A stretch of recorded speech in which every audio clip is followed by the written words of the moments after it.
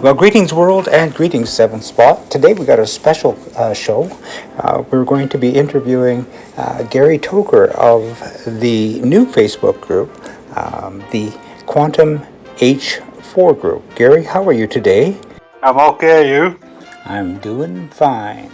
And could you tell us a bit about what is an H4? Okay, so the Quantum H4 model, which they only made around 200 in the 90s.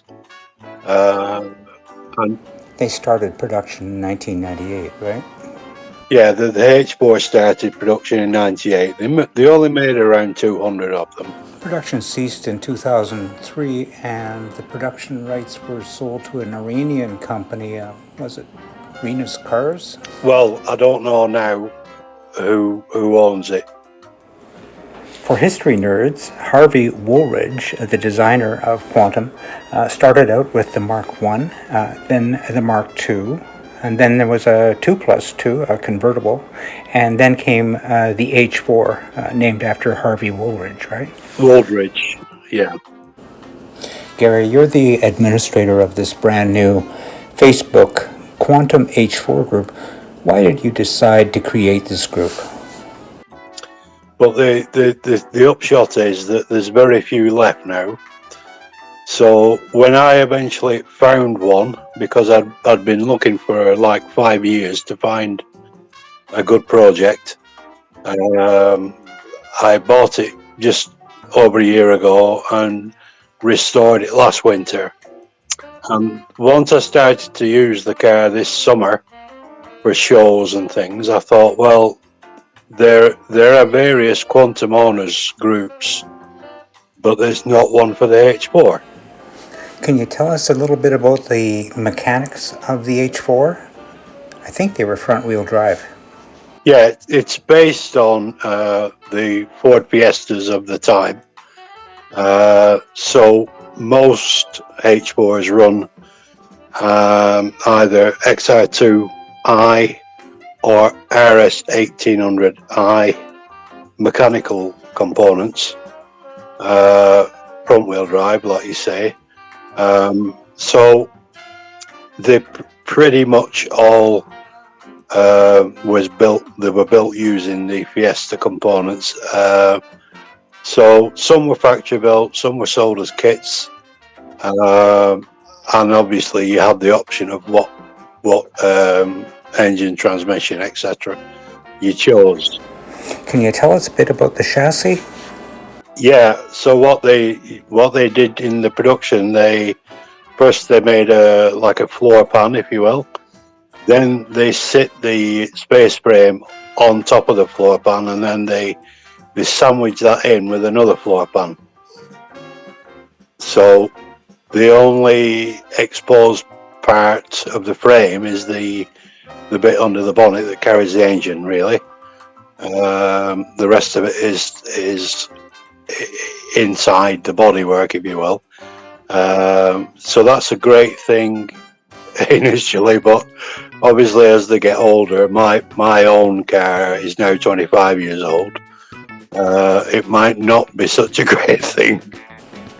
One of the things I found really cool about the car is the targa roof. Right, so it has a unique roof, to be honest, because it can be used as a normal targa. The targa section actually stores across the top of the boot. You guys call it the trunk, I think. And you can still use the boot, because the targa panel sits across the top when the boot is closed. So when you open the boot, you can still use it because the targa thing's up in the top. Yeah, so that's what makes it unique, Jim, because you can use it as a targa or as a fully convertible. So how many H4s were made? So they made around 200. My particular car is number 10 of the run, so it's an early one. So now that you've got it restored, how would you rate it as a kit, and how are you enjoying it? Oh yeah, it's a great car. it of all the kit cars I could have chose, it was certainly the most appealing.